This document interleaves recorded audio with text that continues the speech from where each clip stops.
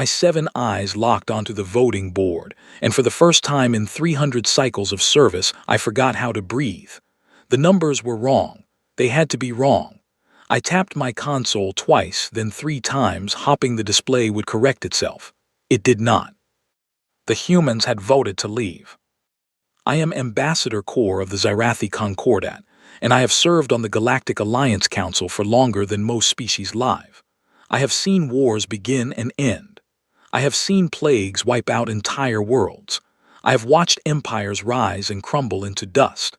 But I had never, in all my long years, seen a founding vote go this way. Around me, the grand chamber of Meridian Prime exploded into sound.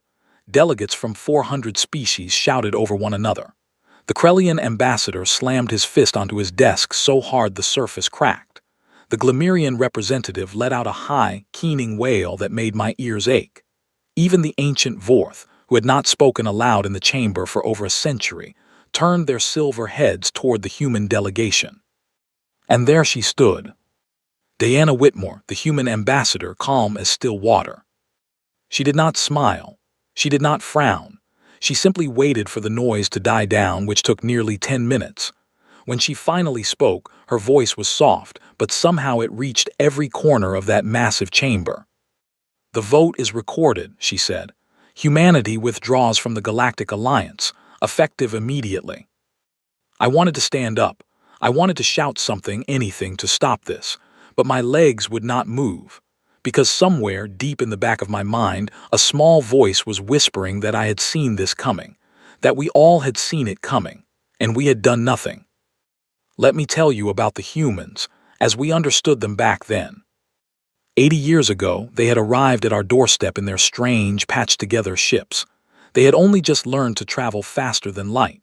Their technology was crude compared to ours. Their bodies were soft and fragile. They had only 2 eyes, 2 arms, 2 legs. They lived barely 100 years, which we found almost tragic.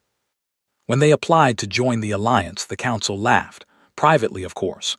We were too polite to laugh in their faces, but in our private meetings we called them the baby species and the squishy ones. We gave them membership, but only the lowest rank. We assigned them the worst trade routes, the most dangerous border patrols, the frontier worlds nobody else wanted. And the humans, they accepted everything. They smiled, they thanked us, they got to work. I am ashamed to admit that I voted twice to limit human expansion rights. I told myself it was for their own good. They were young. They needed guidance. They should not grow too fast. Now, sitting in that chamber, watching Diana Whitmore gather her papers and prepare to leave, I felt something cold twist in my stomach. I did not know yet what I had done, but I knew, somehow, that I had done something terrible. Diana walked toward the exit. She paused once, turned, and looked directly at me. Our eyes met across the chamber, and then she said the words that would haunt me for the rest of my life. "You will understand what we did for you only after we are gone." She left.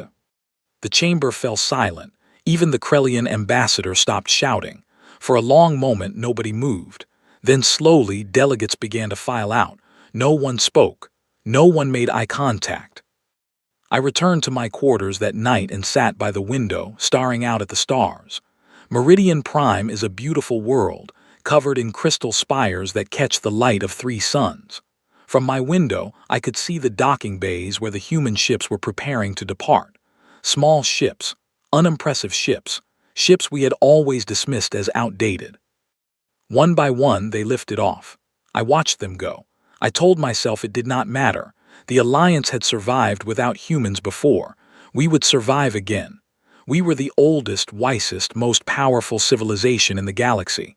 What could a single species, young and small, possibly take with them? 3 days later, I found out. The first message arrived at 400 hours, pulling me from a restless sleep. My assistant, a young Xyrathi named Pell, stood in my doorway with his face gone pale. "Ambassador," he said, "there is a situation on the outer rim." I sat up slowly. "What kind of situation?" "A distress call, sir, from the Brenthari trade station in Sector 47. I frowned. Sector 47 was a quiet region. Nothing ever happened there. What kind of distress? Pell swallowed hard. Raiders, sir, the Skern. I felt all 7 of my eyes go wide at once. The Skern had not been seen in Alliance space for over 200 years. They were a scavenger species, brutal and fast, who had once terrorized the outer colonies. The Alliance had pushed them back decades ago. They were supposed to be gone, defeated, forgotten.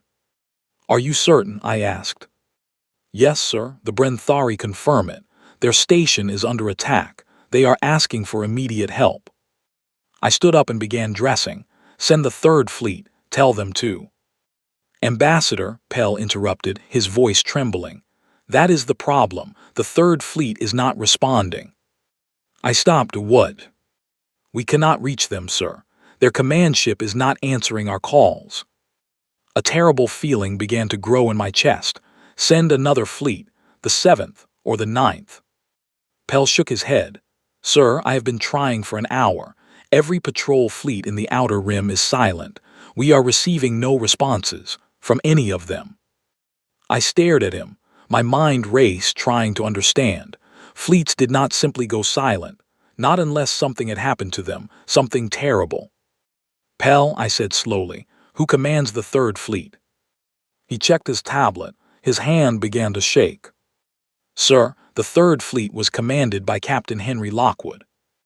And he is human, sir. Captain Lockwood is a human officer. The cold feeling in my stomach grew into something sharper. I grabbed my tablet and pulled up the fleet command roster, scrolling through the names. Captain Henry Lockwood, 3rd Fleet.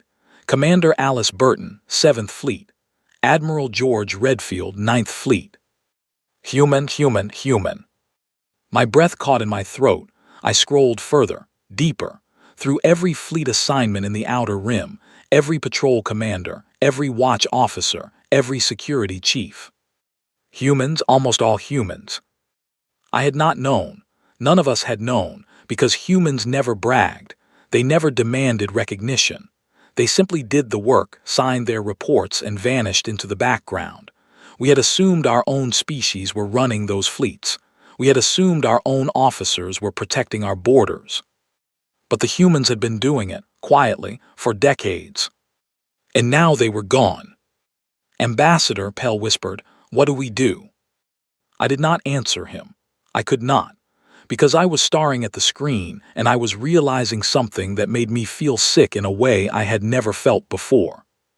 The Skern were not just attacking one station. If the patrols were gone, if the fleets were silent, then the Skern could be anywhere, doing anything. The outer rim was no longer protected. The colonies were no longer safe. The trade routes were wide open. And this was only day 3. What else had the humans been doing? What else had they quietly carried for us, without ever asking for thanks? My communicator chimed, another distress call, this time from the Velari system, and then another from the Haldoran belt, and another, and another. They came in faster than I could read them. My screen filled with red warnings, with pleas for help, with reports of attacks and disappearances and systems gone dark. Pell stood frozen in my doorway, his young face pale with horror. Sir, he whispered, what have we done? I did not know how to answer him, but I knew, deep in my bones, that this was only the beginning. Whatever the humans had been protecting us from, whatever invisible weight they had been carrying for 80 long years, was about to come crashing down on all of us. And we had pushed them away. I walked to the window and looked up at the empty space where the human fleet had been just 3 days ago. The stars looked the same, cold, distant, uncaring. But now, for the first time in 300 cycles of service, I was afraid of them. The distress calls did not stop, they multiplied. By the end of the first week after humanity's departure, my office had received over 4,000 emergency transmissions from across Alliance space. My assistant Pell had not slept in 3 days. Neither had I. We lived on stimulant tea and fear, watching our screens fill with red warnings until we could no longer tell one crisis from another. The council called an emergency session. I was ordered to lead a fact-finding mission to the outer rim. I left Meridian Prime within 6 hours. aboard a fast cruiser called the Starwind. Pell came with me. So did a team of 7 investigators from different species. We all wore serious faces, but I could see the truth in their eyes. We were frightened. The journey took 2 days. As we traveled, more reports came in. The Brenthari trade station had been lost. The Velari colony was under siege. An entire shipping convoy had vanished without a trace near the Haldoran Belt. And worst of all, no one had heard from Governor Maxwell Pierce of the Yelnari frontier colonies. Governor Pierce was human, of course. He had governed those colonies for 30 years. He was gone now, along with every other human official in that region. When we arrived at the first stop, the Glamirian trade hub of Silvora, I thought I was prepared. I was not. The station was in chaos. Refugees from nearby worlds crowded the docking bays. Food supplies were running low. The station's security force, once numbering 200 officers, now had fewer than 40. And every missing officer, I discovered, had been human. I met with the station's chief administrator, a Glamirian named Veles. He was an older member of his species, with silver fur and tired eyes. When I sat down across from him in his office, he did something I did not expect. He began to cry.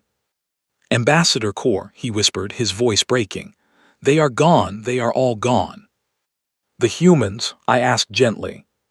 He nodded. "Every single one. They packed up quietly and left on the same day. No goodbyes, no announcements, just gone." "How many were stationed here?" I asked. Veles checked his tablet with trembling fingers. 342 officially. But there were many more who worked unofficially. Volunteers, helpers, teachers at our schools, nurses at our medical center. The woman who ran our orphanage, a human named Margaret Foster, she had been here for 20 years. She raised hundreds of Glamirian children whose parents had been lost in the old raids. I stared at him. "An orphanage. Humans ran your orphanage." "For 3 decades, Veles said, and they asked for nothing, no pay, no recognition. Margaret used her own savings to buy toys for the children. She celebrated their name days. She stayed up at night with them when they were sick. And we," his voice broke again, "we called her the strange little alien lady. We laughed at her for caring so much. Some of our council even complained that she was making the children soft with her hugs and her songs." I could not speak. I simply sat there absorbing his words. "And now the children cry every night," Veles continued. "They ask where Miss Margaret went, and I do not know what to tell them." I left his office feeling as if the floor had shifted beneath my feet.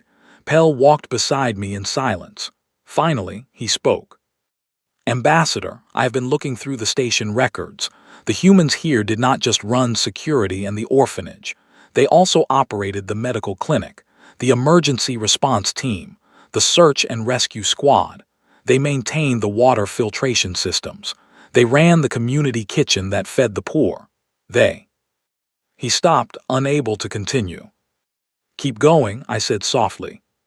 "Sir, almost every service that made this station livable was being done by humans, quietly, in the background, without any recognition, and now none of it is being done."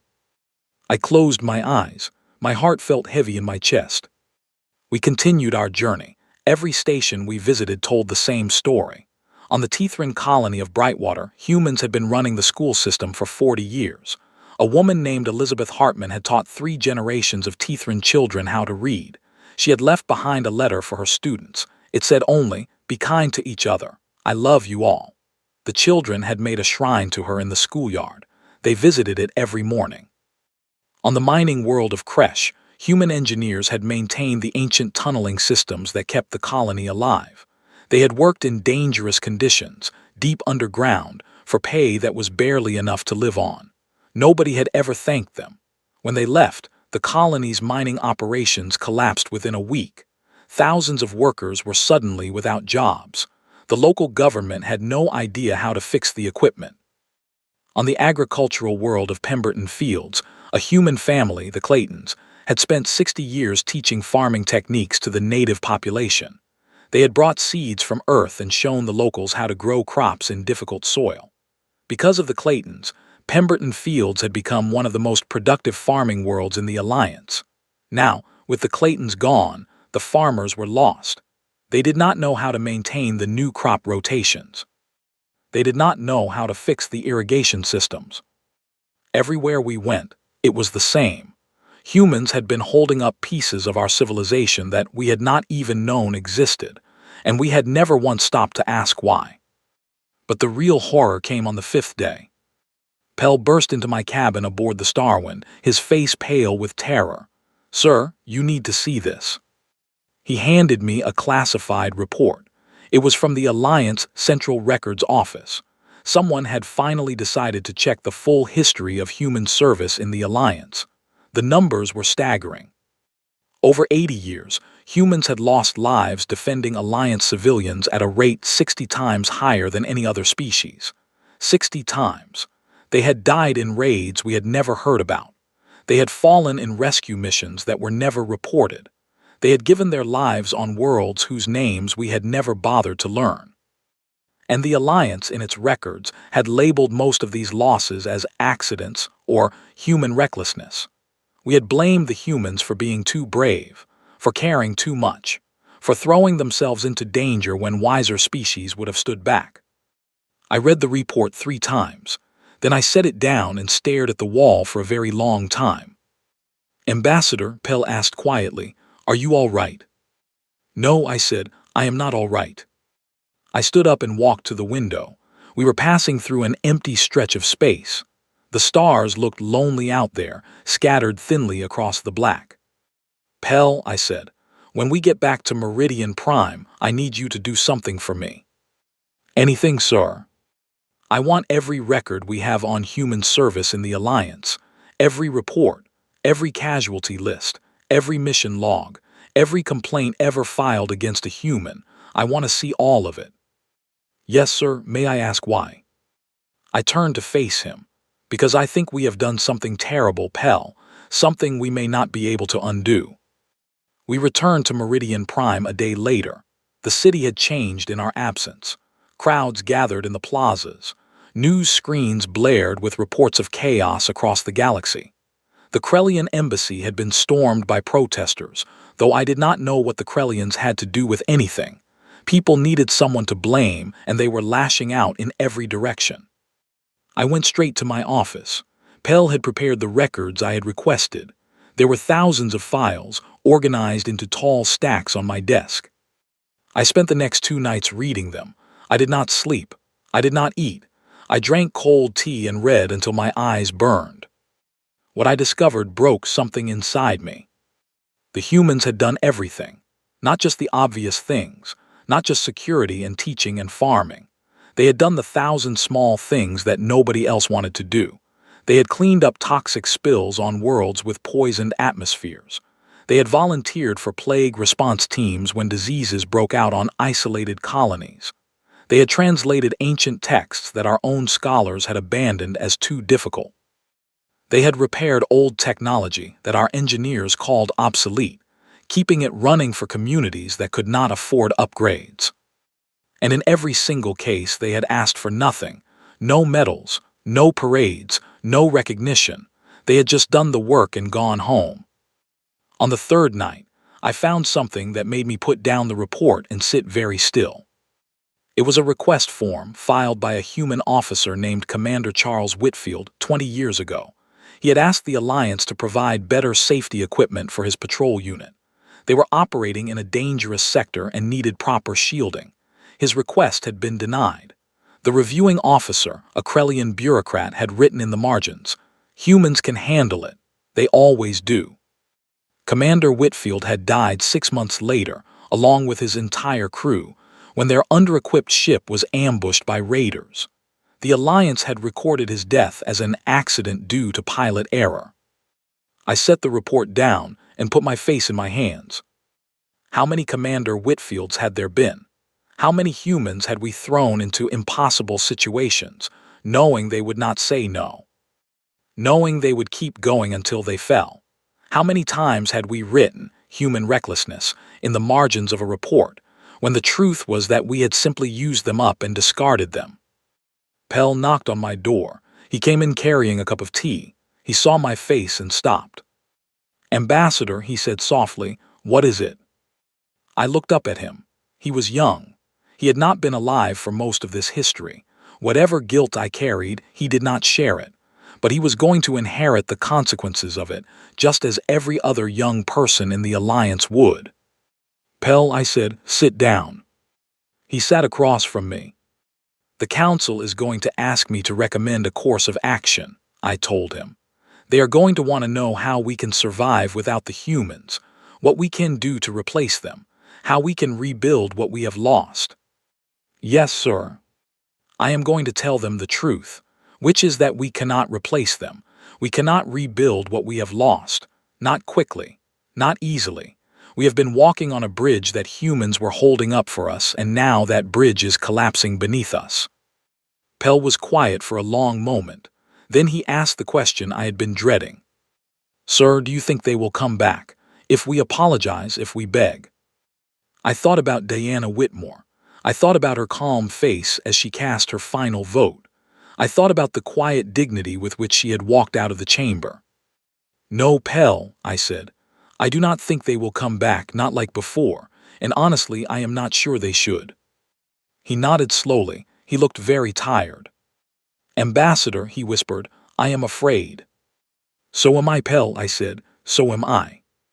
Outside my window, the crystal spires of Meridian Prime sparkled in the light of 3 suns, but I could no longer see their beauty.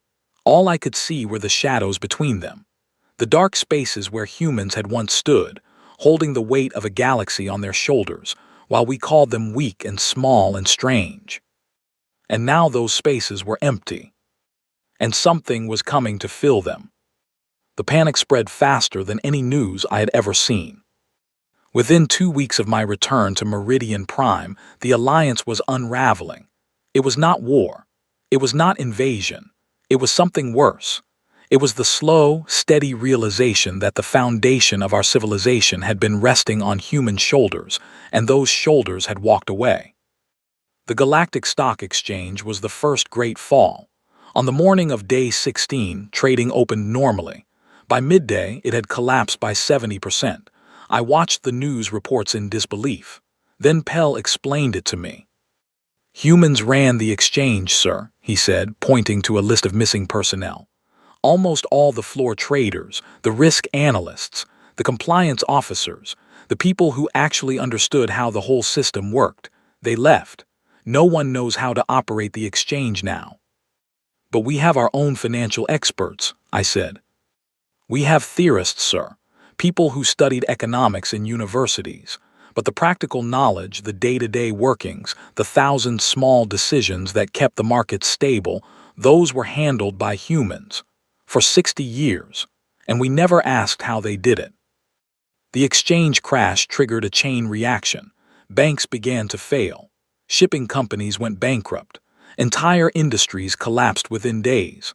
On the wealthy core worlds, wealthy families suddenly discovered that their fortunes had vanished overnight. On the poorer colonies, workers lost their jobs by the thousands. Riots broke out on 6 different worlds. Religious movements sprang up like wildfires. One group declared that humans had been angels sent to test us, and we had failed the test. Another group declared that humans had been demons who had cursed us by leaving. Both groups attracted millions of followers within days. People were desperate for explanations, for meaning, for something to believe in. And still the distress calls came. Every day more systems went dark. More colonies cried out for help. More ancient enemies, long thought defeated, began appearing on our borders. The Vrexian slavers returned to the frontier worlds. They had not been seen in over a century. The rogue AI networks that humans had been quietly containing for decades began to reactivate. Strange creatures from the deep space rim, things we had only read about in old records, began to appear on the edges of our maps. I attended an emergency council session on day 23. The grand chamber was packed. Every delegate was present. The mood was desperate. The Krellian ambassador, the same one who had mocked the humans for years, now demanded that we send a delegation to beg them to return. His voice was shrill with panic. We cannot survive without them. They must come back. We will offer them anything. The Vrexian representative, whose own species had caused humans endless trouble, now wept openly and accused the humans of cruelty. How could they abandon us? We were their allies, their friends. I sat quietly through these speeches. My 7 eyes watched the other delegates. I saw fear in all of them, but beneath the fear I also saw something else, something worse. I saw entitlement, the belief that humans owed us something, that their leaving was a betrayal rather than a consequence of our own actions. When my turn came to speak, I stood slowly. The chamber fell silent. "Esteemed colleagues," I began, "for 2 weeks I have listened to our debates. I have heard us demand that the humans return. I have heard us call them cruel, selfish, and treacherous. I have heard us plan how to force them back, or how to punish them for leaving." I paused. I looked around the chamber. "We are asking the wrong questions." The chamber stirred uncomfortably. "The question is not how to bring them back. The question is why they left. And the deeper question is what we must become if we are to survive without them." The Krellian ambassador interrupted me.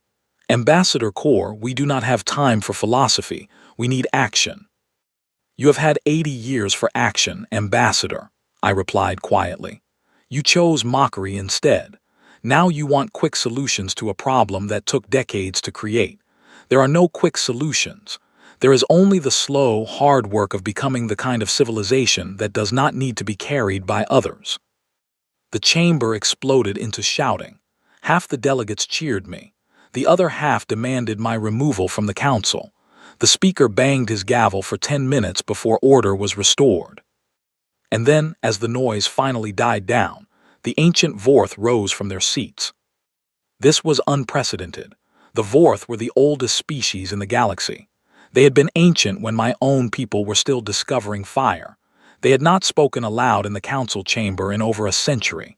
They communicated through silence, through gesture, through the subtle movements of their silver forms. When they did speak, the entire galaxy listened. Their eldest, a being so old that no one remembered their name, stepped forward. His voice, when it came, was like the whisper of wind through ancient trees. "Listen," he said. "Listen to the Zarathi ambassador. He speaks truth." The chamber was so quiet I could hear my own heartbeat. "We warned you," the eldest continued. "1,000 years ago we warned you. When a species gives without being asked, you must ask why they give. You must honor their gift. You must learn from their example. You must not take them for granted. You must not make them carry what you refuse to carry yourselves." He looked around the chamber. His ancient eyes rested on each of us in turn. "You did not listen. You treated the humans as servants, as tools, as background features of your civilization. You laughed at their caring, you mocked their sacrifice, and now they are gone, and you are afraid." He paused for a long moment. "Good, be afraid. Fear is the beginning of wisdom, but do not waste your fear on trying to force them back. Use it to become worthy of them. Only then will any human ever look at you again with respect." The eldest sat down. The silence that followed was the deepest I had ever heard. After the session, I returned to my office. A message was waiting for me. It was encrypted with a human security protocol I had never seen before. It took Pell an hour to decode it. The message was short. It was from Diana Whitmore. "Ambassador Corps, meet me. Neutral ground, coordinates attached, come alone." I stared at the message for a long time. Then I began preparing for the journey. The coordinates led to a small, nameless moon in the outer rim. It was an empty place, far from any trade routes, with nothing on it but rocks and dust. I traveled there on a fast civilian shuttle, alone except for a single pilot. I did not tell the council. I did not tell anyone except Pell, who cried when I said goodbye. "Sir," he whispered, "what if something happens to you?" "Then you will continue my work, Pell. You will remember what I have told you. You will help our people learn. Promise me." "I promise, Ambassador." The journey took 3 days. When I arrived at the moon, I expected to find Diana waiting in a small shelter, perhaps with a few guards. What I found instead made my 7 eyes widen in disbelief. The space around the moon was filled with ships. Not small ships, not unimpressive ships, not the patched-together vessels we had always dismissed. These were warships, hundreds of them, thousands, battle cruisers longer than mountains, carriers the size of small moons, strange, sleek craft with unknown weapon systems. The entire human fleet, which we had always considered small and outdated, was assembled here in numbers that made my breath catch in my throat. And these ships were different from anything the humans had ever shown us. They were bigger, more advanced, more powerful than anything in the Alliance arsenal. My shuttle pilot whispered, "Ambassador, what is this?" I did not answer. I could not, because I was finally understanding something that should have been obvious all along. The humans had never shown us their true strength. For 80 years, they had flown their oldest, smallest ships in Alliance space. They had hidden their real capabilities behind modest appearances. They had let us mock them. They had let us underestimate them. They had accepted the worst assignments and the lowest pay, all while possessing a fleet that could have crushed the entire Alliance without breaking a sweat. They were not weak. They had never been weak. They had been restraining themselves, holding back, playing small, so that we would not feel threatened, so that we could keep believing we were the greatest civilization in the galaxy. My shuttle received landing instructions and descended to the moon's surface. Diana Whitmore was waiting for me beside a small building. She was alone. She wore simple clothes, not the formal robes of an ambassador. Her dark hair was pulled back from her face. She smiled when she saw me. It was a tired smile, but a kind one. "Ambassador Kaur," she said, "thank you for coming." I stepped out of the shuttle. My legs felt weak. I looked up at the sky, at the fleet hanging in the dark above us. "Diana," I said quietly, "what is this, all of this?" She followed my gaze upward. "This is the truth, Ambassador, the truth we never showed you." "Why?" My voice was barely a whisper. "Why did you hide this from us?" "Come inside," she said. "I will tell you everything." I followed her into the building. She sat me down at a small table and poured me a cup of something warm. It smelled like tea, but not any tea I knew. She sat across from me, folded her hands on the table, and began to speak. And for the next several hours, she told me a story that changed everything I thought I knew about humans, about the galaxy, and about what was coming for all of us. Diana Whitmore poured a second cup of the warm drink. It was called tea, she told me, an old beverage from Earth. I held the cup in my trembling hands and waited for her to begin. "Ambassador Kaur," she said gently, "how old are you?" 342 cycles, I answered. "And how old do you think my species is?" I frowned. The humans had only achieved faster than light travel about 100 years before they joined the Alliance. Their civilization was young, very young, perhaps 200,000 of your years. Diana smiled sadly. "Ambassador, humans have been a species for over 300,000 years. We have had advanced civilizations rise and fall many times. We have faced extinction events more than once. We have known war. We have known peace. We have known famine, plague, slavery, and every other horror the universe can throw at a species. By the time we met you, we had already learned lessons that your Alliance has not yet begun to learn." I stared at her. "But your records, your history, you said you were new to space travel." "We were new to faster than light travel," Diana corrected. "But we had traveled our own solar system for centuries before that. We had built colonies on Mars, mining stations on our moons. We had already faced crises of our own. When we finally reached the stars, we were not children. We were survivors of 1,000 hard lessons." I set down my cup. My hands were shaking. "Then why?" I asked. "Why did you pretend to be less than you were? Why did you accept our mockery, our mistreatment?" Diana was quiet for a long moment. She looked out the window at the stars. "Because when we first encountered the Alliance," she said, "we saw something familiar. We saw a civilization that was proud, rigid, convinced of its own greatness. We had been that civilization many times in our history, and we knew what happened when such civilizations met younger, more energetic species. They either crushed them or they were crushed by them. Neither outcome was good. So you hid your strength." We hid our strength, and we joined you at the lowest level as children so you would not feel threatened. We wanted to help you. We wanted to give you time to grow into something better before you had to face the harder realities of the universe. We did not want to replace you. We wanted to support you. Then why leave? I asked. Why now? Diana turned back to me. Her eyes were sad. Because it was not working, Ambassador. For 80 years we did everything we could. We patrolled your borders, we taught your children, we rebuilt your worlds. We carried every weight we could carry, and in return you grew weaker, not stronger. The more we did, the less you did for yourselves. The more we gave, the more you demanded. You stopped solving your own problems. You started expecting us to solve them, and when we did, you mocked us for it.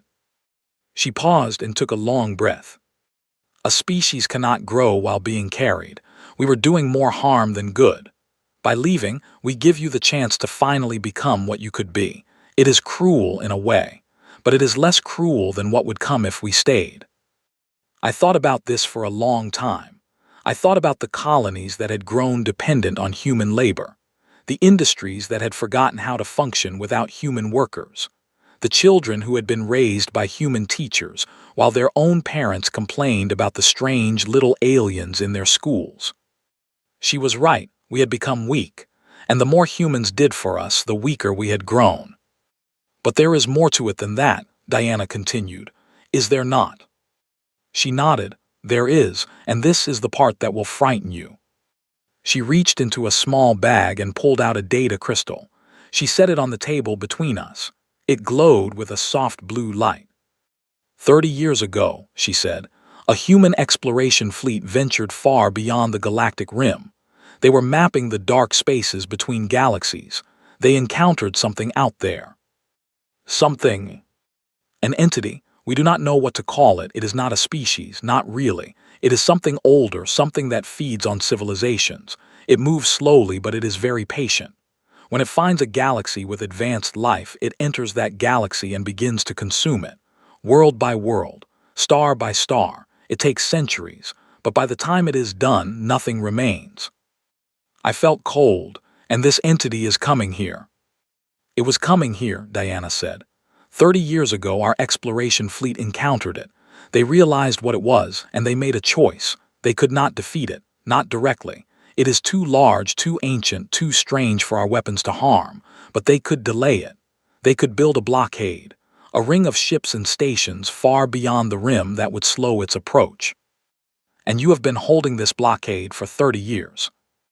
Yes, we have rotated fleets out to the blockade continuously. It has cost us many lives, many ships. We have kept it completely secret because we did not want to frighten the Alliance.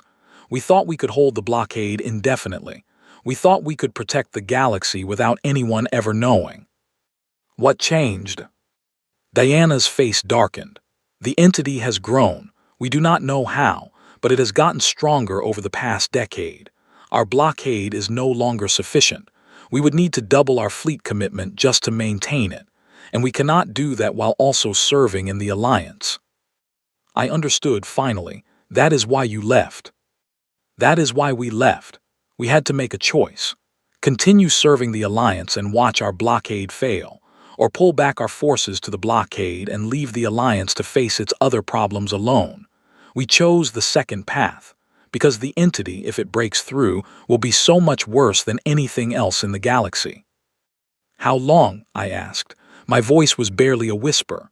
How long until it reaches Alliance space?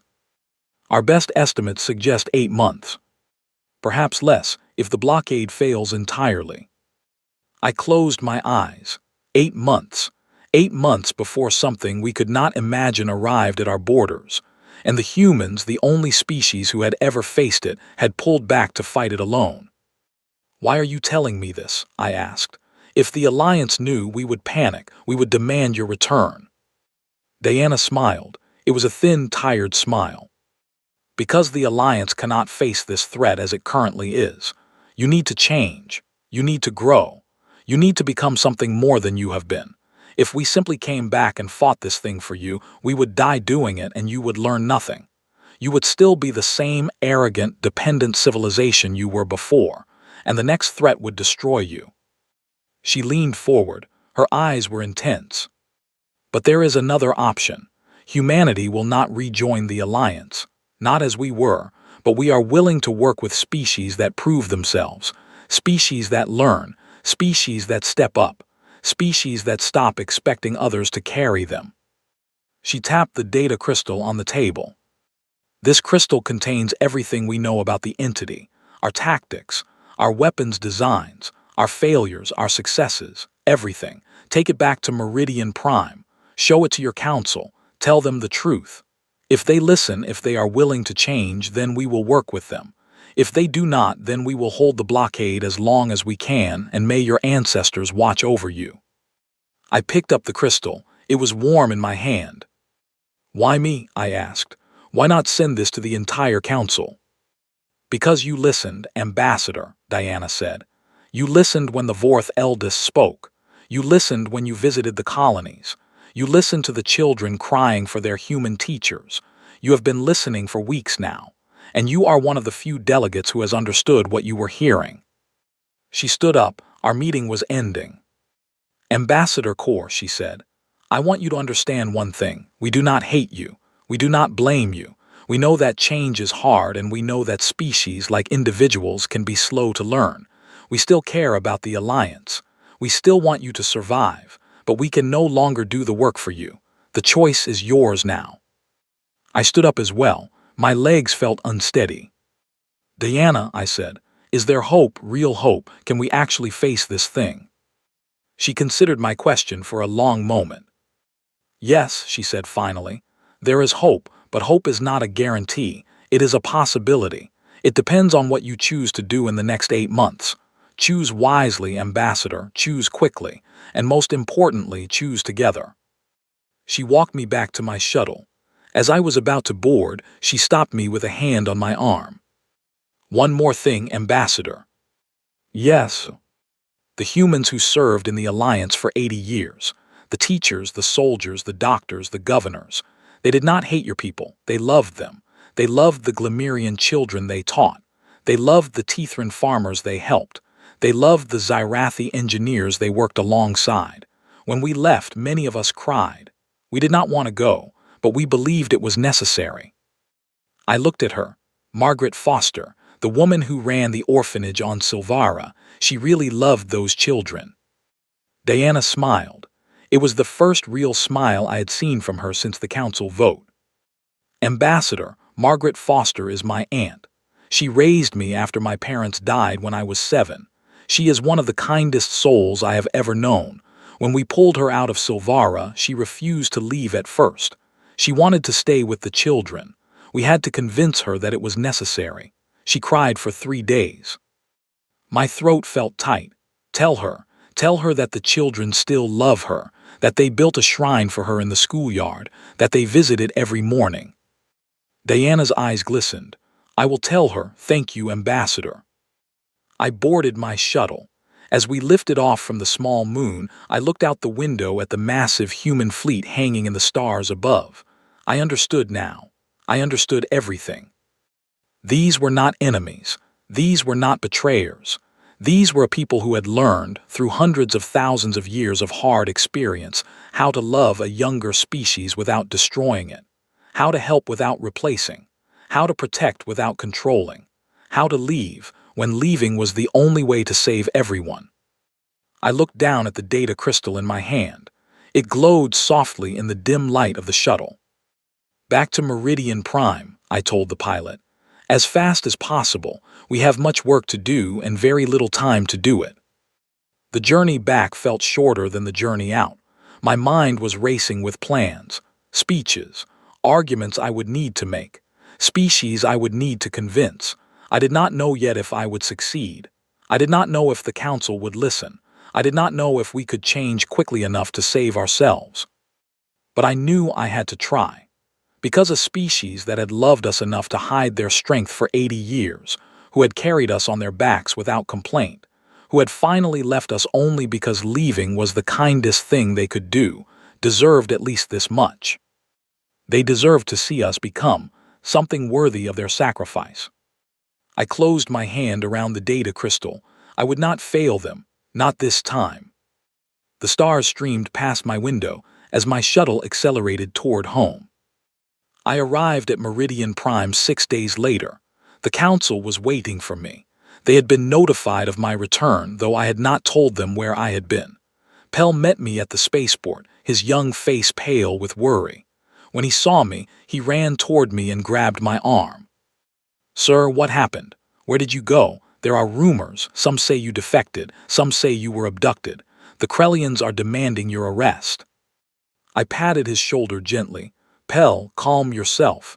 I went to meet someone, and I have information that will change everything. Take me to the council chamber, now." He nodded and hurried me through the crowded streets. Meridian Prime had changed even in the short time I had been gone. Protesters filled the plazas. Businesses were closed. Soldiers stood on corners, watching the crowds nervously. The city felt like a pot about to boil over. The council chamber was packed when I arrived. Every delegate was present.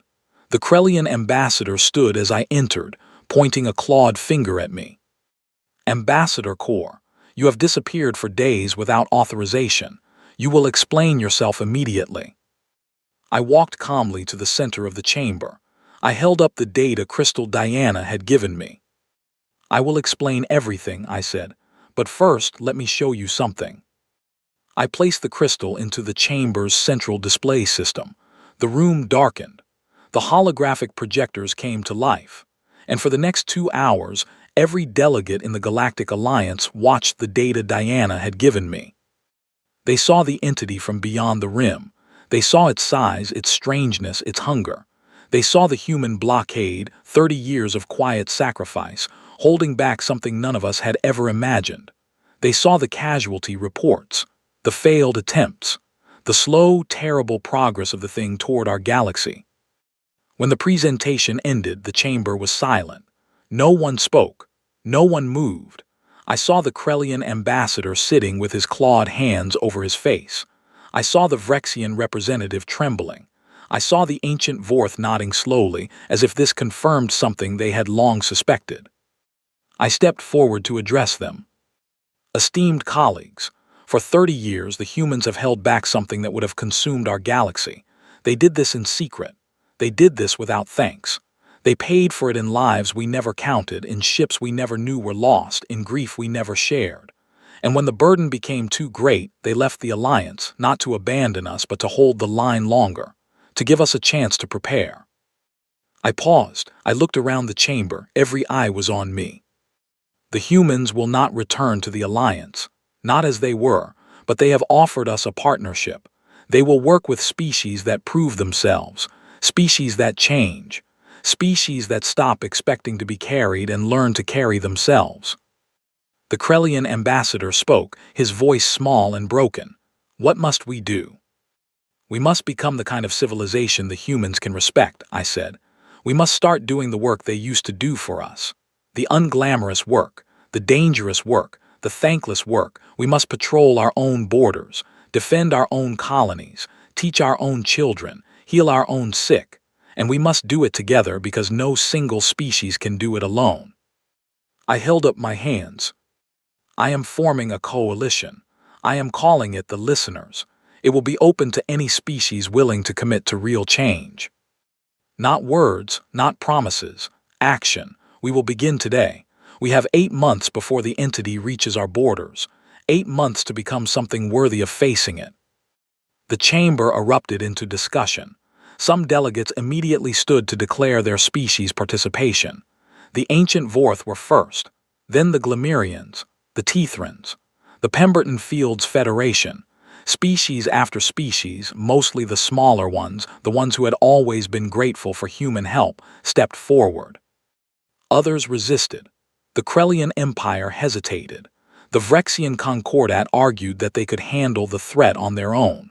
The great merchant houses of Orion refused to commit resources.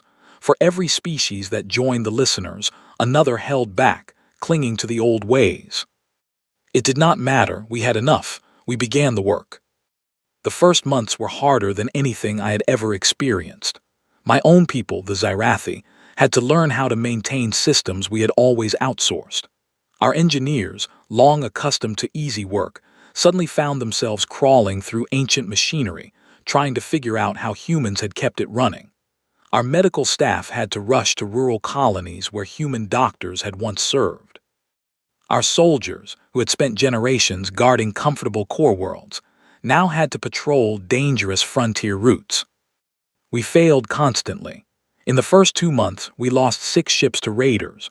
We lost 3 colonies to plague outbreaks because our medical response was too slow. We lost thousands of lives to accidents, mistakes, and poor decisions. But we also learned, slowly, painfully. We learned that the humans had not been lucky or magical. They had simply worked hard, shown up every day, and cared about the outcomes. And we found that we could do this too. It was harder than we had expected. It was less glorious, but it was possible. By month 4, the listeners had grown. More species joined us as word spread of our progress. We established a joint command structure. We rebuilt the patrol networks. We trained new emergency response teams. Our casualty rates began to drop. Our colonies began to stabilize. And then in month 5, the humans made contact. It was a small gesture at first. A human engineering team arrived at one of our struggling colonies and offered advice. Not help, advice. They showed our engineers what they were doing wrong, then stepped back and let our people fix it themselves. A week later, a human medical team visited another colony and did the same thing. They taught. They did not replace. Slowly, quietly, humans began working alongside the listeners, not leading us, not carrying us, walking with us, teaching us when we asked, letting us struggle when struggling was what we needed. I met with Diana Whitmore again in month 6. She came to Meridian Prime for a brief visit. She looked tired but pleased. We walked through the city together, watching our people rebuild. "You have done well, Ambassador," she told me. "We have much more to do," I replied. "Yes, but you are doing it. That matters." She stopped walking and turned to face me. "The entity is accelerating. It will reach our blockade within 2 months. The blockade will fail. When it breaks through, we will need every ship, every soldier, every capable person in the galaxy to face it." I nodded. I had expected this. "We will be ready." "You will not be fully ready," she said honestly, "but you will be more ready than you would have been, and that may be enough." When the entity arrived, it was worse than anything in the data crystal had prepared us for. It did not have a single form.